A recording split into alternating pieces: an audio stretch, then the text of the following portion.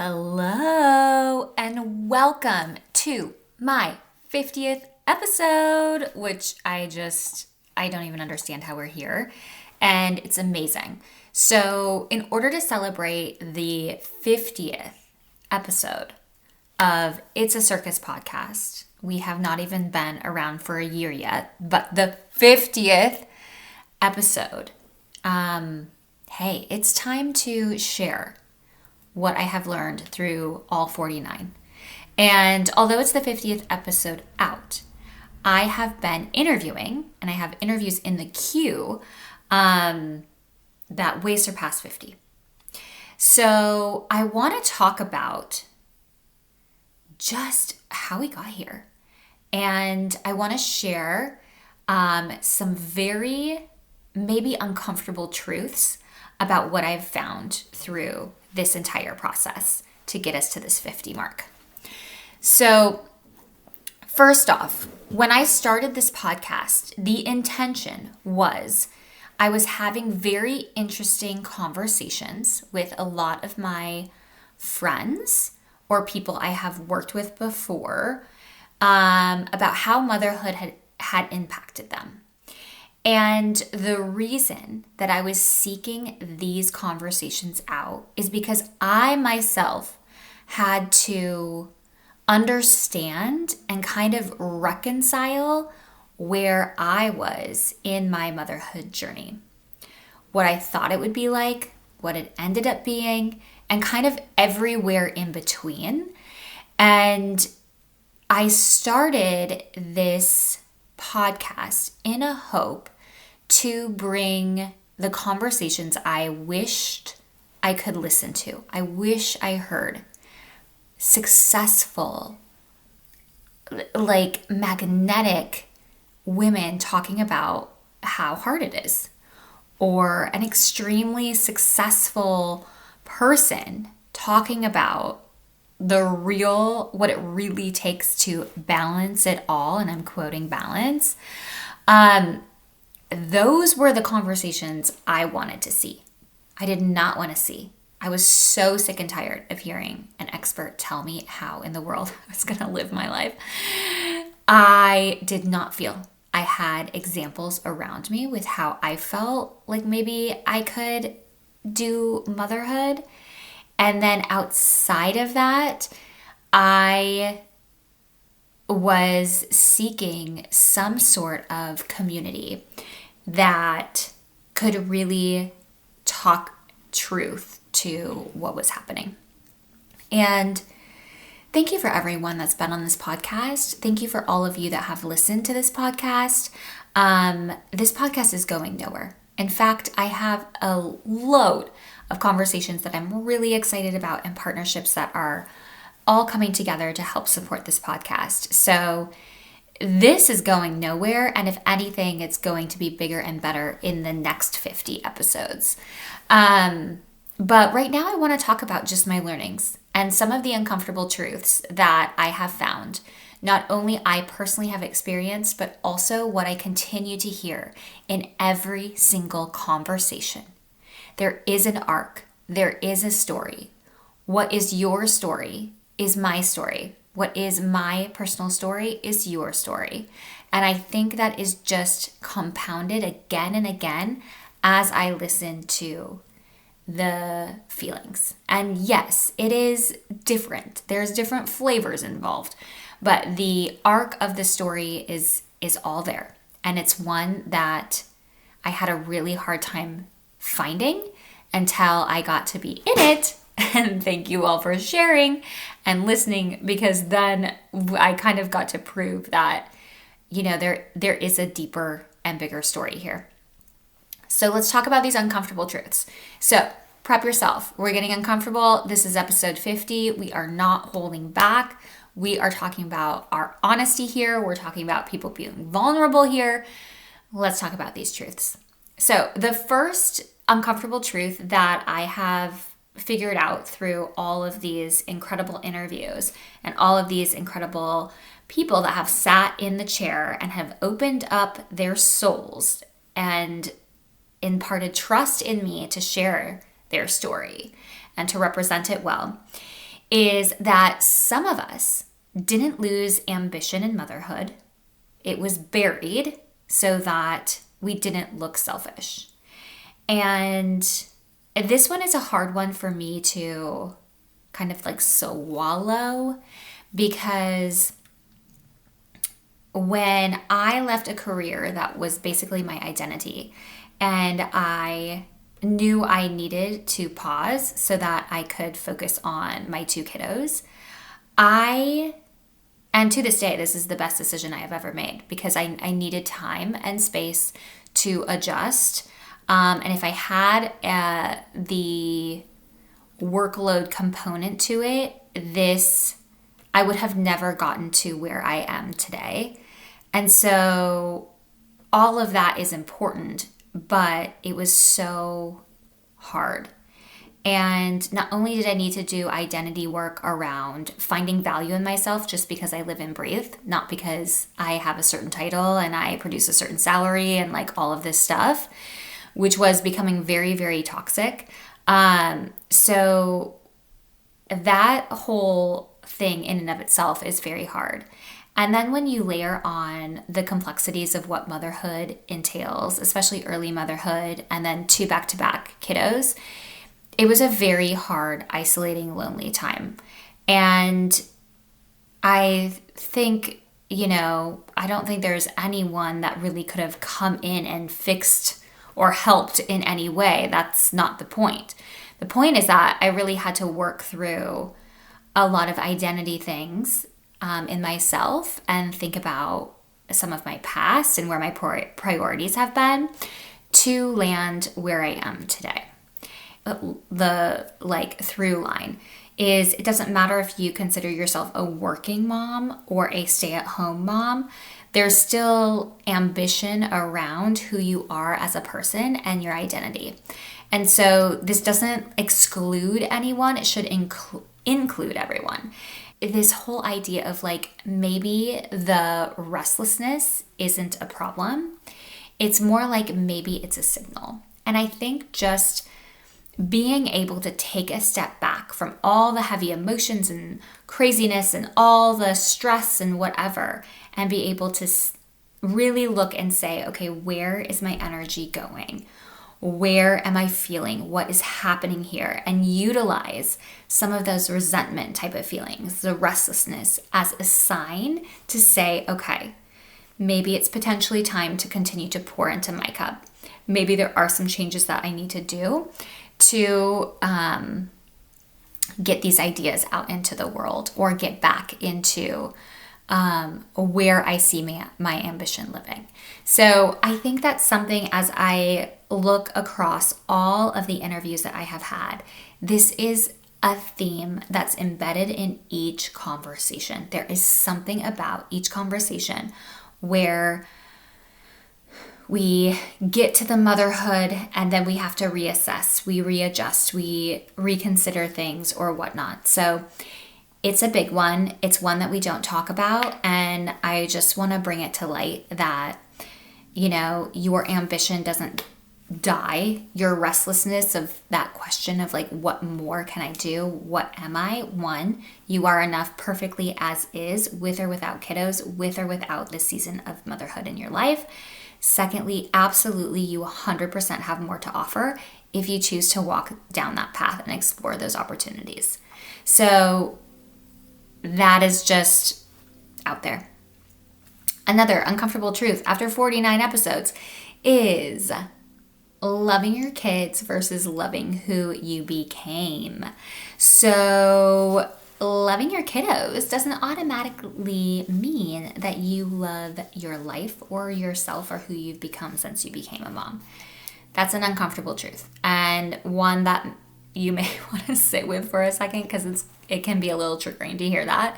But you can love your kiddos and still feel weird in your body. You can love your kiddos and still feel like you want to go to work. You can love your kiddos enough to get support from a care perspective just so you can take a nap and take a shower. So some of those things are so complicated. It's really interesting when I listen to my interviews at the beginning, is I kept saying this phrase, and it's so true, but it's worth it to say again, is that you can feel two feelings at one time, and they can be conflicting feelings. So you can feel gratitude and you can feel grief at the same time. And when we talk about one, I feel like there's this like silent like disclaimer that we also need to say, oh, but I'm like so grateful. And I try to take that out of the interviews that I have, because it's okay to sit in a space where it's like, I feel a lot of grief around who I was pre-kiddo, and live there for a second. You can immediately, at the same time, in the same breath, as you say that, also believe and say, but I'm so happy for these kiddos that are Earthside. There's a million things that are like this in motherhood. It is a challenging, complex, emotional roller coaster. And I think if we could just clear up a couple things of like, you can love your kiddos, that also doesn't mean that you have to love everything about motherhood. And because they're two different things. And I think that's also the other kind of like uncomfortable truth as I think about is, you know, no one really talks about that grief of a former version. Or if you do, it's really hard to understand until you're in it. And I will tell you, I think that's really a challenge for me. I think I have had a lot of grief about where I thought my life was going to be as I had kiddos, what actually then transpired. And there are still moments I find myself grieving that. And I think that that's okay. And it doesn't just happen in motherhood, right? It happens in lots of different transitions in life. It's kind of that before and that after. But when we talk about this one specifically, it becomes really charged, because then we have to start editing our language, right? It's like, oh, but I'm so happy. Oh, but I wanted this. Oh, but I worked so hard for this. And it's kind of like if we can just already know that's assumed and let there be space for just that grief, moving through these emotions would feel so much better and a little bit more easily. So it's just normalizing these like identity shifts and understanding that this is not a failure. This is a transition moment. This is going to move you further to that next level of yourself. So that's it. And when you don't name the grief, it becomes something else. So giving yourself permission to feel all the things and giving space to feel each one and give it the attention that it deserves so that feeling can then process through and you can move on. The next uncomfortable truth is this idea of resentment. It's such a strange one for me. It's a lot of resentment in motherhood isn't about our kids. It's like about you and disappearing. And that's something that in my conversations and as these conversations have evolved is I used to say I had like a parenting or a podcast for parents. Then I was like, oh, it's like about motherhood. But now really where I think I capture it is like, this is about womanhood in general and the transitions that a woman goes through. I want to talk to the person making these changes, about the person making these changes. I am by no means a parenting expert. I don't even know if I want to talk about parenting. It is really about you as the person and how you have evolved and changed and how you're growing and becoming that next version of yourself, how you're working on identity. It doesn't only just happen in motherhood, although that's kind of, I think, a catalyst to a lot of it. But there are a lot of transitions that we go through that are worth talking about, and the understanding that kind of this resentment around some of this phase of life is thinking that we're disappearing, making a bigger space, a bigger vessel so that you can carry your own needs, but then also help with the needs of the little humans that you created. So there's a lot of kind of like uncomfortable resentment and feeling along with that. And these again, as a reminder, these uncomfortable truths have been something that are in every single episode. And they are ingredients that have, made each story that much more dynamic. And I am pulling out some of the themes, and some of the themes are stronger in some episodes and some of them are not as strong in others. But ultimately, every single episode has some of these elements to it. So it's just this kind of that resentment, the invisible load, the emotional load. It isn't about blaming partners. It isn't about all of it. It's really just acknowledging that hey, there's been some self-abandonment. There's potentially room to create a bigger place to hold all of these things than I am really used to. And anytime there is resentment, it's often this, visible sign of understanding that it's like if you were to take a step back after you feel some resentment and say, okay, what can I do to fill my cup? Have I been able to fill my cup enough? And that is really where that comes down to. So disappearing into these roles is not noble. No one's giving you a medal or a prize at the end of the day. And oftentimes, as we have learned, as there has been studies that have come out, as I have talked to all of these people and interviewed, that oftentimes it's a cost. It comes at a cost to you, your happiness, your fulfillment, and the way that you parent and mother and be a partner as well. So all of those things are tough. So kind of I kind of want to do a little bit of a reframe, because this was something that I really struggled with. And every single person that is on this podcast is a reminder that this is not the case. And is this idea of motherhood and entry into motherhood is not the end of your expansion. It's the beginning of really that next phase of life, or what I would say your authority. It's not the end. It's not, okay, now I see that clear parenting path, whatever that is. Okay, now I've got to do that. What it really has stirred up for so many people, and in my dialogue with so many people, is that it's the beginning of, here is how I hold my ground now. Here is what I'm doing now. And I think this is such a great reframe, is that,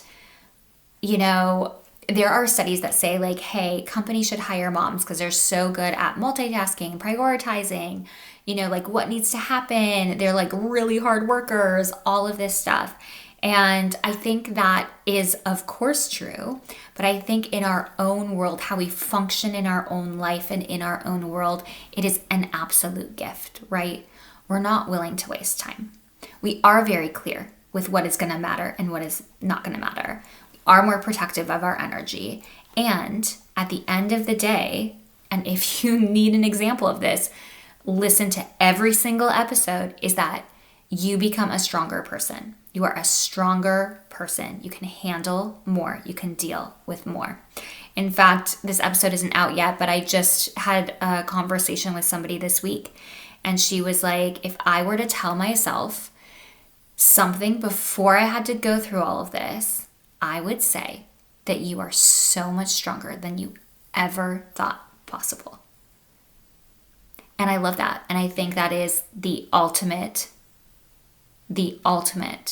thing about motherhood, is that you are so much stronger than you think that you are. And I think the other thing is, it's very humbling. You have to ask for help. You kind of get wrecked. You've got to reevaluate your life. And you kind of survive past your ego, right? You let some things go. You figure out okay, maybe this didn't matter as much, or maybe I don't need to, make a fuss about all of these certain things. You survive that ego death and you start to rebuild. And I think a woman who kind of rebuilds while raising kiddos is dangerous in the best way, unstoppable.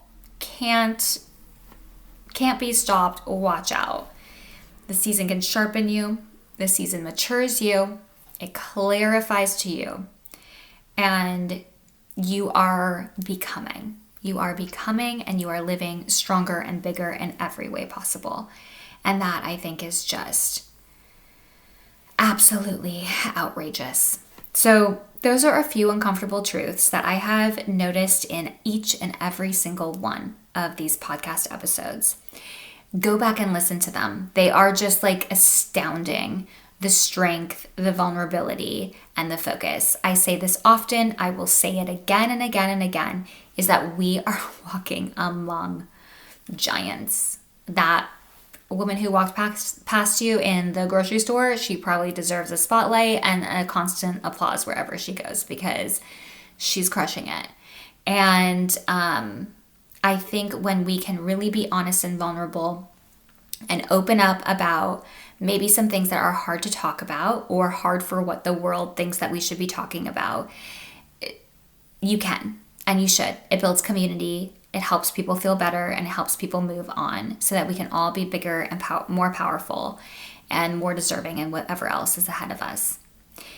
So, I think about this all the time, especially when we consider the state of the world, right? Is like this, whatever I am doing may not be saving the entire world.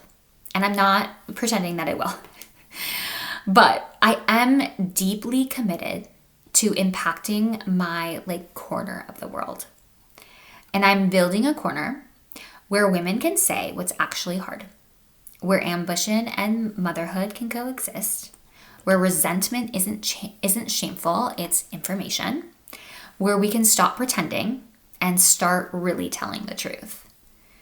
It's a Circus podcast is that space. It's that place where you don't have to feel crazy for loving kiddos and then still wanting more and then holding two feelings that are contradictory at once and somehow being able to articulate it, because us as listeners, we have all been there and we do understand how intense and crazy that feeling is. Where your voice gets to exist out loud is literally the space that I want to offer with this podcast. The story that you haven't really put in one place, but that makes up where you are today, is a powerful thing to be heard, to be recorded, to be listened to multiple times, to be shared. And Svea the Beauty Edit, which is my offer that I have recently come out, is a mirror to that corner. It is. It's the place where you find yourself again, where you practice being visible, where you can look up and think, oh, there I am. I got ready today. Or I'm feeling great about this. I'm feeling passionate about this. It's never really about the makeup, right? It's really about the remembering. Because when a woman feels seen, when she feels heard, when she recognizes herself again, everything shifts. Her energy shifts. Her relationship shifts. Her ambition to come back online shifts. And this literally may not save the world, but I truly believe when a woman remembers who she is, she might just feel like she can. Thanks for listening to It's a Circus podcast. If today's episode made you feel a little less alone, share it with a friend who might need it too. We are building something special at the Turner Brothers Circus, a space for women in transition to find connection, laughter, and support as they navigate motherhood, identity, and taking care of themselves along the way. I'd love for you to be a part of it. Remember, you're doing better than you think. Stay grounded, stay real, and embrace that beautiful mess. And as always, the show must go on. Until next time.